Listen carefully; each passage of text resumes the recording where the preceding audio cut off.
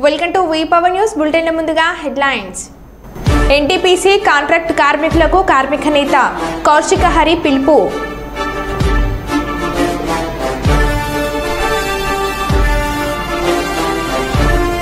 Srisailam tollgate సమీపంలో చిరుత సంచారం.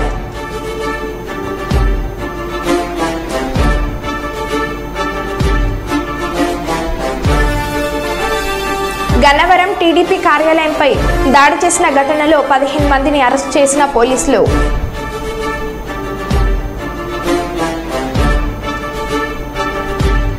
Priya nursing హోంపై TDP నేతల దాడి.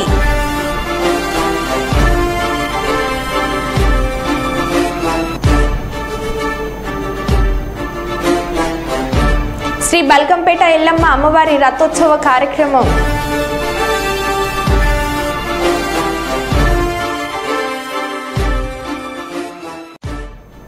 ఇక వివరాల్లోకి వెళ్తే ఏపీ విభజన చట్టంలో కేంద్ర ప్రభుత్వ సహకారంతో ఆంధ్రప్రదేశ్లో ఒక ఆయిల్ రిఫైనరీ ఏర్పాటు చేయాలని పేర్కొనడం జరిగింది. ఇదే విషయాన్ని ఇటీవల రాష్ట్ర ముఖ్యమంత్రి శ్రీ చంద్రబాబు ఢిల్లీకి వచ్చిన సందర్భంలో వారికి దృష్టికి తీసుకెళ్లాను. సీఎం ఈ ఆయిల్ రిఫైనరీ అంశాన్ని కేంద్ర పెట్రోలియం శాఖ మంత్రికి తెలియజేశారు. వారు కూడా సానుకూలంగా స్పందించారు. అన్ని అనుకూలిస్తే త్వరలో CM Chandrababu, deputy CM Pawan Kalyan సహకారంతో బందర్ పోర్టులో మంచి ఆయిల్ రిఫైనరీ ఏర్పాటు చేయడం జరుగుతుందని, ఈ నేపథ్యంలో BPCL CMD Krishnakumar, finance director Gupta, oil refinery head Raviteja ఇవాళ గౌరవ ముఖ్యమంత్రి చంద్రబాబుని కలవడం జరుగుతుంది అని ఎంపీ బాలశౌరి అన్నారు. మనకున్నటువంటి హక్కు ఏపీ రీఆర్గనైజేషన్ యాక్ట్ లో ఉన్నటువంటిది రిఫైనరీ కావాలని చెప్పేసి గౌరవ ముఖ్యమంత్రి గారు కేంద్ర పెద్దలందరిని అడగటం, ప్రధానమంత్రి గారిని, పెట్రోలియం మినిస్టర్ గారిని కూడా అడగటం జరిగింది. దాని మీద వెంటనే కేంద్ర ప్రభుత్వం కూడా స్పందించి ఒక మంచి refinery factory, oil refinery factory ఆంధ్రాలో పెట్టడానికి దాదాపు 60,000 కోట్ల రూపాయల పైన వెచ్చించి పెట్టడానికి ప్రయత్నాలు జరుగుతూ ఉన్నాయి. సో తప్పకుండా అది మన రాష్ట్రానికి వచ్చిందని చెప్పి మనం ఆశిస్తా ఉన్నాం. మరి ఈరోజు బీపీసీఎల్ సీఎండీ గారు, అలాగే వాళ్ళ రిఫైనరీ హెడ్, డైరెక్టర్ ఫైనాన్స్ అందరూ కలిసి ఈరోజు గౌరవ ముఖ్యమంత్రి గారిని కలవడానికి వచ్చారు. ఆ సందర్భంలో దుర్గామ్మ టెంపుల్ను కూడా దర్శించుకోవడం కోసం వారితో పాటు కలిసి వచ్చాం. భగవంతుడి దయ వల్ల తప్పకుండా ముఖ్యమంత్రి చంద్రబాబు నాయుడు గారి యొక్క కృషి, అలాగే deputy chief minister Pawan Kalyan గారి యొక్క కృషితోటి ఒక మంచి ఇన్వెస్ట్మెంట్, ఒక 60,000 కోట్ల రూపాయల ఇన్వెస్ట్మెంట్ ఆంధ్రాకు వస్తే తప్పకుండా డైరెక్ట్ గా కానీ ఇండైరెక్ట్ గా కానీ ఒక 20 నుంచి 25,000 మందికి ఉద్యోగ అవకాశాలు వస్తాయి. దానికోసం అందరం కూడా ఎంపీలు అందరం కలిసి కూడా ప్రయత్నాలు చేస్తాం. మరి ముఖ్యమంత్రి గారి యొక్క సజెషన్స్ ప్రకారంగా, అలాగే పవన్ కళ్యాణ్ గారి యొక్క సజెషన్స్ ప్రకారంగా. ఓకే. పోలీసుల దాడిలో గాయపడి హాస్పిటల్లో చికిత్స పొందుతున్న Zee News reporter Shri Charan ను ఫోన్లో పరామర్శించి జర్నలిస్టుల మీద జరిగిన పోలీసుల దాడిని ఖండించిన బీఆర్ఎస్ వర్కింగ్ ప్రెసిడెంట్ కేటీఆర్.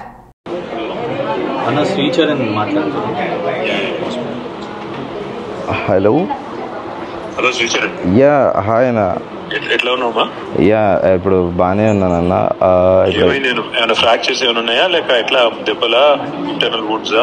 అంటే ఇప్పుడు డాక్టర్స్ ఇప్పుడు ఎక్స్రేస్ అవి తీస్తారంట, స్కానింగ్ అవన్నీ అయ్యాక రిపోర్ట్స్ వస్తాయి. అదే మనం చూసిన వీడియో చూసిన. Very very sorry, unfortunate, truly unfortunate. I also condemned it. అందరం కూడా మా పార్టీ నుంచి కూడా ఖండించాము. కాకపోతే అదే వద్దాం అనుకున్నాను, నేనే దూరంలో ఉన్నాను తమ్ముడు. We are all with you. In the last 10 years, గత 10 సంవత్సరాలు ఇలాంటి జరగలేదు. ఇట్లాంటి జరగడం అనేది నిజంగా కూడా మంచిది కాదు. Only thing is I just wanted to express solidarity. Thank you. We're all with you Charan. Thanks for your concern అన్న. Thank you so much. కొద్దిగా మీరు వచ్చిన తర్వాత, డిశ్చార్జ్ అయిన తర్వాత నేను కలుస్తాను. లేదంటే ఒకవేళ after the reports come let me know. Krishank ఉంటాడు. After the reports come let me know. If there is anything I need to do చెప్పండి. హాస్పిటలైజేషన్ కానీ, ఇంకా బెటర్ ట్రీట్మెంట్ కానీ, ఎనీథింగ్ ఇస్ నీడెడ్. షూర్ అన్న. Thank you Charan. Take care. Thank you అన్న. Thanks for your concern. Thank you. Bye. NTPC contract కార్మికుల సమస్యల కొరకు union విభేదాలను పక్కన పెట్టి కార్మికుల హక్కుల కోసం ఉద్యమించాలని కార్మిక నాయకుడు కౌశిక హరి పిలుపునిచ్చారు. ఈ మేరకు గురువారం ఎన్టీపీసీ లేబర్ గేట్ వద్ద జరిగిన సమావేశంలో కార్మిక నేత కౌశిక హరి పాల్గొని మాట్లాడారు. ఎన్టీపీసీ కాంట్రాక్ట్ కార్మికుల పూర్తి స్థాయిలో హక్కుల కోసం పెండింగ్ లో ఉన్న సమస్యల కొరకు ఎన్టీపీసీ యాజమాన్యంపై ఒత్తిడి తేవడానికి ఎన్టీపీసీ కాంట్రాక్ట్ కార్మికులు ఎన్నికలకు సిద్ధం కావాలని ఆయన పిలుపునిచ్చారు. ఇవే అవుతుంది కానీ అసలు ఎక్కడ పని అయితే లేదు. మన నాయకత్వ లోపంతో ఇవాళ ఎన్టీపీసీ మన మీద జులుం చేస్తా ఉన్నది. ఇప్పటి వరకు మన సోదరులు చెప్పిన ప్రతి సమస్యకు కారణం మనలో ఉన్నటువంటి లోపమే ప్రధానం. నాయకుల మధ్య ఉన్నటువంటి లోపం ప్రధానం. అదేవిధంగా కార్మికులు కూడా ఈ సమస్యల పట్ల రెస్పాండ్ సీరియస్ గా కాకపోవడం. ఇక్కడ ఉన్న వాళ్ళకైనా సమస్య ఇది, పోయిన వాళ్ళది కాదా? అందరిది సమస్య ఇది. నాయకులు ఇక్కడికి వస్తేనే సమస్య అవుతుంది, రాకపోతే ఎవరు పట్టించుకునేది లేదు. మనం ఎందుకు దీన్ని సీరియస్ తీసుకోం? నాయకుడు అంటే ఆయన ఇక్కడికి రావాల్సిన అవసరాన్ని మీరు ఎందుకు కలిపారు? చేసి ఆలోచించి మీటింగ్ పెట్టుకుంటేనే వచ్చాడు ఆయనకి. దానికోసం మాట్లాడలేకపోతే లేనే లేదు ఇక. కాబట్టి దయచేసి కార్మిక సోదరులారా, చాలా మంది చాలా రకాల హక్కులు. గన్నవరం టీడీపీ కార్యాలయంపై దాడి చేసిన ఘటనలో 15 మందిని అరెస్ట్ చేసిన పోలీసులు. మెడికల్ టెస్టు అనంతరం 15 మందిని గన్నవరంలోకి అదనపు జూనియర్ సివిల్ జడ్జి కోర్టుకు హాజరుపరిచిన పోలీసులు. ఈ కేసులో ఉన్న వారికి కోర్టు రిమాండ్ విధిస్తారా, పూచీకత్తుపై బెయిల్ ఇప్పిస్తారా అనేది తెలియాల్సి ఉంది.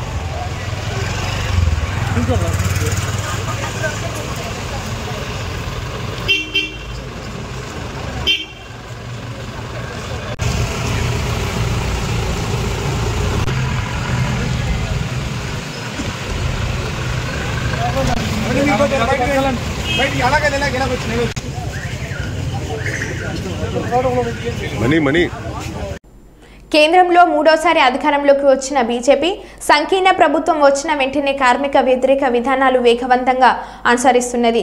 ఈ విధానాలను నిరసిస్తూ సిఐటియు ఆల్ ఇండియా కమిటీ మరియు Asha union all India federation July 10న ఆల్ ఇండియా డిమాండ్స్ డే నిర్వహించాలని పిలుపునిచ్చారు. ఈ పిలుపులో భాగంగా మంచిర్యాల జిల్లా మందమర్రి తహసీల్దార్ కార్యాలయం ఎదుట ధర్నా నిర్వహించారు. మందమర్రి తహసీల్దార్ చంద్రశేఖర్కి పలు డిమాండ్లతో కూడిన వినతి పత్రాన్ని అందజేశారు.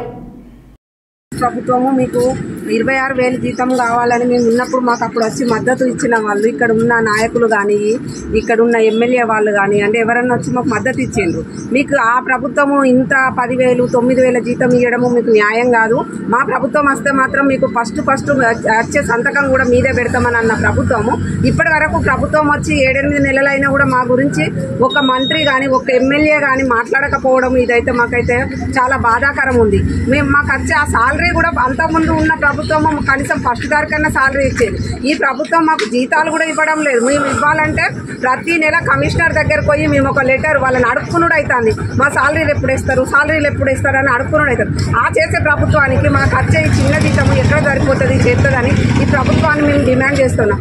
ఈ కాలంలో ఇప్పుడు ఈ 5-6 నెలలలో మా ఆశా వర్కర్లు చాలా మంది చనిపోవడం కూడా జరిగింది. కనీసం చనిపోయిన వ్యక్తి ఎట్లా చనిపోయింది ఏంది అని కూడా ప్రభుత్వము ఇప్పటి వరకు ఆ చనిపోయిన వ్యక్తి కుటుంబాన్ని పరామర్శించి ఇచ్చిన రోజులు కూడా లేవు. కనుక చనిపోయినందుకు మీకు వాళ్ళకు ఇంటి వాళ్ళు కూలి పని చేసుకునే వాళ్ళు ఉన్న ఈ ఆశా వర్కర్లలో చాలా మందిని మేము ఈరోజు జీతం వస్తే బతికే వాళ్ళమే ఉన్నాం. ఎవరు కూడా ఉన్న వాళ్ళైతే ఈ ఆశా వర్కర్ డ్యూటీలలో అయితే ఉన్న వాళ్ళైతే ఎవరు లేరు.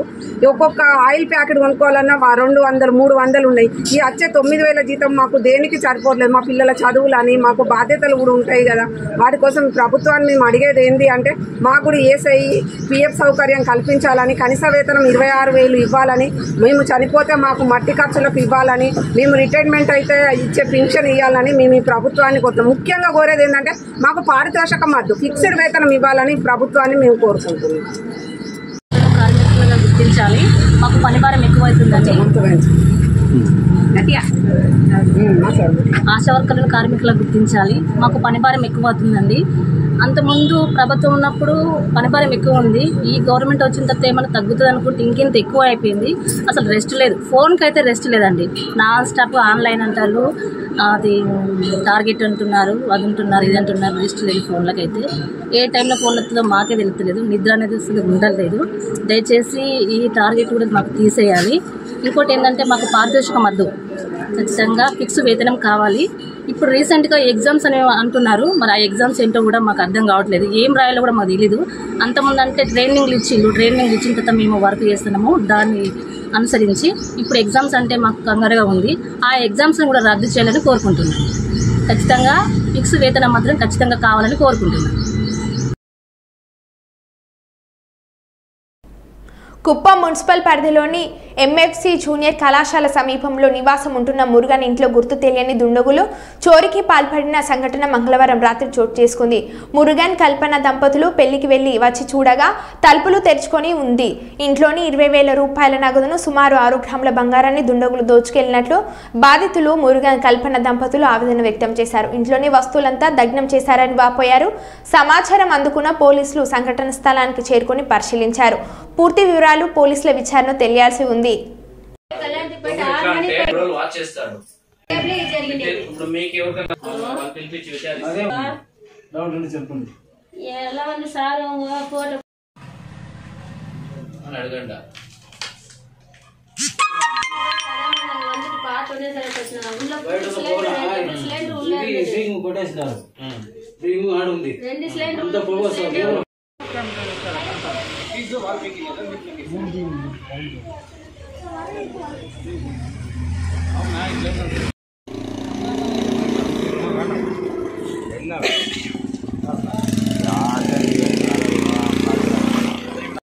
நடக்குன்னு யாருக்கு தெரியும். அதான் இந்த மாதிரி சொல்லிட்டு எல்லாருமே இது பண்ண சொல்லிட்டு வந்தது உடனே வருதானே சொல்லிட்டு பேசுறதானா அவங்க வாய்ஸ் கேட்கணுமாமே. அங்கிருந்து வந்து எல்லாம் அப்படி பண்ணிக்கிறாங்களே. இவங்களுக்கு என்ன வரும் பாவம். வாடி ஊர்ல இருக்கு அந்த அம்மா.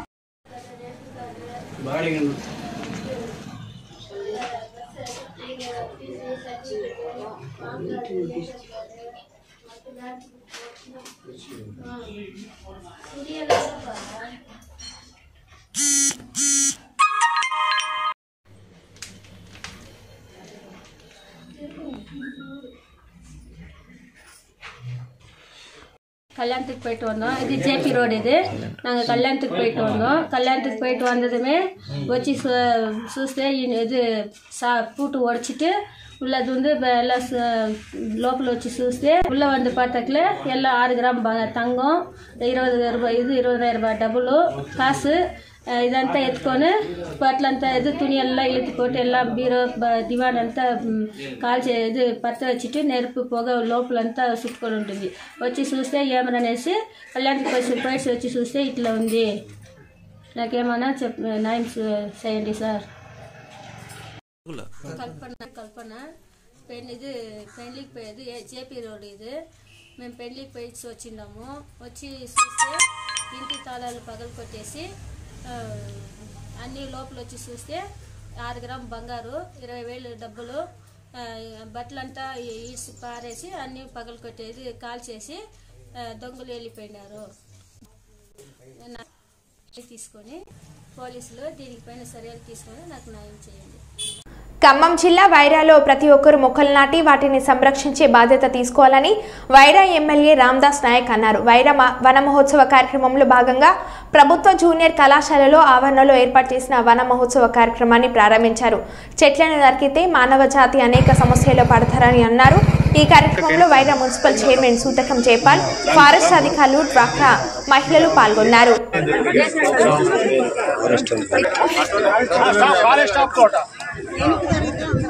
ఓకే, వస్తున్నారు చూడండి, ఒకసారి అందరు చూడండి. వాడికి పోయిన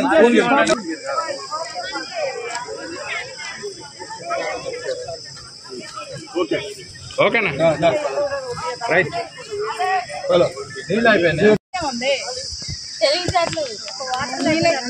కూర్చోండి, దింపుతున్నా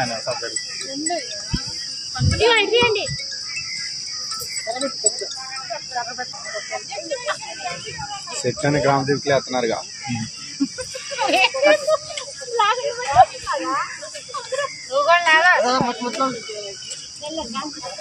హైదరాబాద్ శ్రీ బల్కంపేట ఇల్లమ్మ అమ్మవారి రథోత్సవ కార్యక్రమం. గుమ్మడికాయ కొట్టి రథోత్సవ కార్యక్రమాన్ని ప్రారంభించిన మంత్రి పొన్నం ప్రభాకర్ అనంతరం ప్రత్యేక పూజలు నిర్వహించి రథోత్సవ కార్యక్రమంలో పాల్గొన్న మంత్రి పొన్నం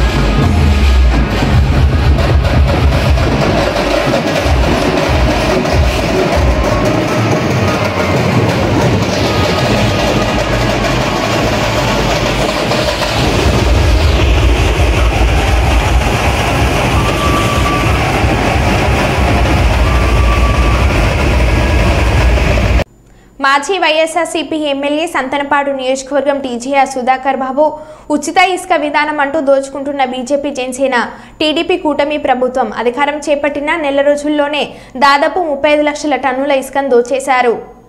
ఘోరమైన విశేషం ఏంటంటే ఈ సందర్భంగా మీకు ఈ విషయం చెప్పాలి. వర్షాకాలం వచ్చినప్పుడు మనం రీచ్ల్లోకి వెళ్లి ఇసుకను తెచ్చుకోలేం. దానికి గత ప్రభుత్వంలో జగన్మోహన్ రెడ్డి గారి ప్రభుత్వంలో ముందస్తుగా సమ్మర్లోనే మనం కొన్ని నిల్వలు పెట్టుకుని ఆ నిల్వల నుంచి వర్షాకాలం అంతా కూడా మనం సరఫరా చేస్తూ వచ్చాం. సరిగ్గా ఎన్నికలైపోయిన దగ్గర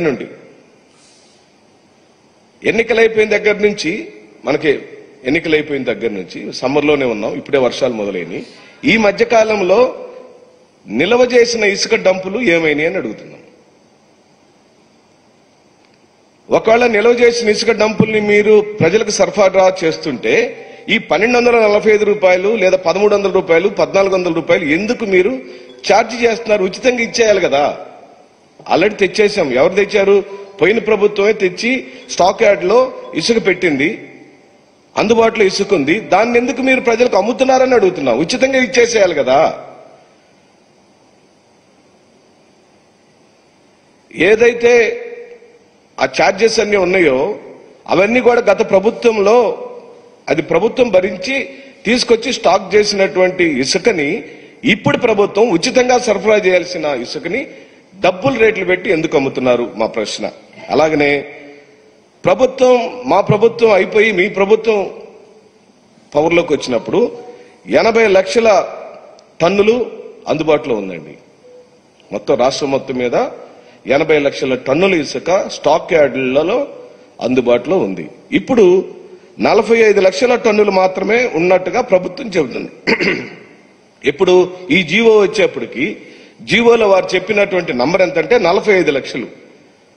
ఆ 80 లక్షలకు ఈ 45 లక్షల మధ్యలో ఉన్న వ్యత్యాసం ఏమైందని అడుగుతున్నాం. అంటే సుమారుగా 35 లక్షల టన్నుల ఇసుక మాయమైపోయింది. తెలుగుదేశం పార్టీ నాయకులు కార్యకర్తలను కొట్టేసి ఉండాలి, జనసేన నాయకులు కార్యకర్తలన్నా కొట్టేసి ఉండాలి, బీజేపీ నాయకులు కార్యకర్తలన్నా కొట్టేసి. వైసీపీకి ఎట్టాగ పవర్ లేదు కాబట్టి ఎవరు అక్కడ రీచ్లకు వెళ్లలేరు. మౌలికంగా మీరు చెప్పిన జగన్మోహన్ రెడ్డి గారి ప్రభుత్వం దిగిపోయే రోజుకున్న 80 లక్షల టన్నుల నిల్వ ఈ రోజు మీరిచ్చిన కొత్త జీవోలో చూపిస్తున్న నిల్వకున్న వ్యత్యాసమైన 35 లక్షల టన్నుల ఇసుక, కోట్ల రూపాయలు విలువ చేసే ఇసుక ఎక్కడికి పోయిందని ప్రశ్నిస్తున్నాం. అంటే దీని అర్థం మిగిలిందంతా సోహా చేసి మనం దోచేసినట్టుగానే ఇక్కడ సుస్పష్టమైందని మేము ప్రశ్నిస్తూ, ఎన్నికల ఫలితాలు వచ్చిన రోజు స్టాక్ యార్డ్లో లక్షల కొద్ది టన్నుల ఇసుకని కూటమి నాయకులు తీసుకోలేదు అని నిరూపించాలంటే చట్ట ప్రకారమైన ప్రక్రియ మొదలవ్వాలని డిమాండ్ చేస్తున్నాం. ఏపీఎండిసి ద్వారా కానీ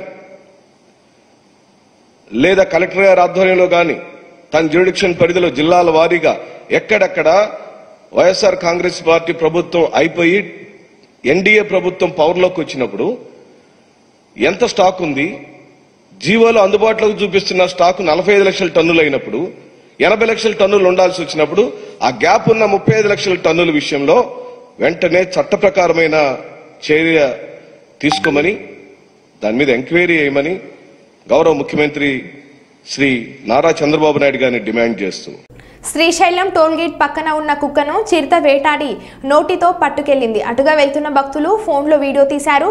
భక్తుల శబ్దం చేయడంతో చిరుత అడవిలోకి పారిపోయింది.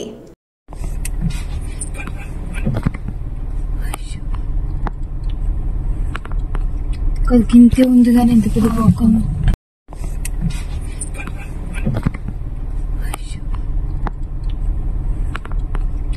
గింతే ఉంది కానీ ఎందుకు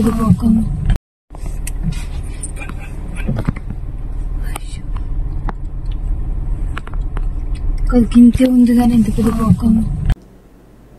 హెల్మెట్ పై అవగాహన కార్యక్రమం ప్రకాశం జిల్లా గిద్దలూరు మండలం గిద్దలూరు పట్టణంలోని మడంపల్లి సమీపంలో వెహికల్ చెకింగ్ నిర్వహించిన గిద్దలూరు సీఏ సోమయ్య పత్రాలు లేని వాహనాలు మరియు హెల్మెట్ లేని వాహన చోదకులతో కౌన్సిలింగ్ ఇస్తూ ఇలాంటి మళ్లీ రిపీట్ కాకుండా అవగాహన సదస్సు నిర్వహిస్తూ హెల్మెట్ ధరిస్తే మీ ప్రాణాలు మీరే కాపాడుకోవచ్చని సీఏ సోమయ్య తెలిపారు. ఇన్స్ట్రక్షన్ ప్రకారం ఆంధ్రప్రదేశ్ డిస్ట్రిక్ట్ అథారిటీ ఇప్పుడు ఒంగోలు వారు మనకు సర్క్యులర్ ఇచ్చారు. ఆ సర్క్యులర్ ప్రకారం ప్రతి ఒక్క స్టేషన్ హౌస్ ఆఫీసరు మళ్ళీ అలాగే ఇన్స్పెక్టర్లు ఈ హెల్మెట్ల గురించి నాన్ యూజర్ ఆఫ్ అంటే ఈ హెల్మెట్లు ధరించకుండా ఎవరైనా తిరిగితే ప్రమాదాలకి గురయ్యి ప్రమాదాల్లో ఈ హెల్మెట్ లేకుండా ఉన్నందువల్ల ప్రాణాలు కోల్పోయే అవకాశం ఉంది. ఎవరికైనా హెల్మెట్ లేకుండా ప్రయాణం చేసినప్పుడు ఏదైనా యాక్సిడెంట్ అయినప్పుడు హెడ్ ఇంజరీ తల రోడ్డుకి కొట్టుకోవడం వల్ల బ్లడ్ ఫ్లాట్ అయ్యి వాళ్ళ పక్షవాతం కానీ అప్పటికప్పుడే మరణం కానీ సంభవించే అవకాశం ఉంది. కాబట్టి దీన్ని మన హైకోర్టు దీన్ని తీవ్రంగా పరిగణించి ఎవరు కూడా హెల్మెట్ లేకుండా తిరగకూడదు అనే దాని గురించి అవగాహన సదస్సులు ఏర్పాటు చేయడానికి మాకు ఈ కోర్టు ద్వారా ఉత్తర్వులు వచ్చినాయి. దాని ప్రకారం మేము మా మండల పరిధిలో ప్రోగ్రామ్స్ అలాగే అవేర్నెస్ ప్రోగ్రామ్ కల్పించే భాగంగా మన గిద్దలూరు మండలం ఇక్కడ ఈ ప్రోగ్రామ్ని అవేర్నెస్ ప్రోగ్రామ్ని ఏర్పాటు చేస్తాం. కాబట్టి మండల ప్రజలందరికీ తెలియజేసేది ఏమనగా హెల్మెట్ని ధరించి తమ విలువైన ప్రాణాలు కాపాడుకోవాల్సిందిగా కోరుతున్నాం. ఎవరు కూడా హెల్మెట్ లేకుండా రోడ్ల మీదకి రావద్దని ఈ సందర్భంగా తెలియజేస్తాం. మరో బులెటిన్లో మళ్ళీ కలుద్దాం. Stay tune.